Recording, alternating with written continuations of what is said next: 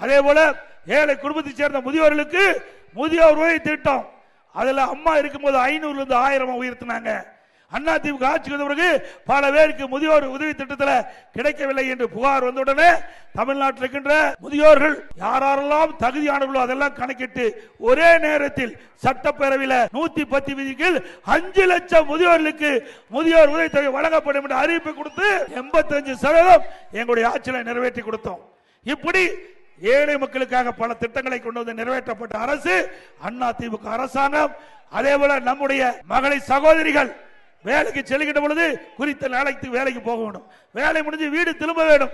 அதற்காக அம்மா இருசக்கர வாகனம் வாங்குவதற்கு ஒவ்வொரு அம்மா இருசக்கர வாகனம் வாங்குவதற்கு 25,000 ரூபாய் மானியம் கொடுத்தோம். சுமார் 3 லட்சம் பேருக்கு கொடுப்பதாக அறிவித்து 90% மக்களுக்கு கொடுத்தோம். மீண்டும் அதிமுக ஆட்சி வந்தவுடன் அம்மா இருசக்கர வாகனம் நம்முடைய ஏழை பெண்களுக்கு வழங்கப்படும்.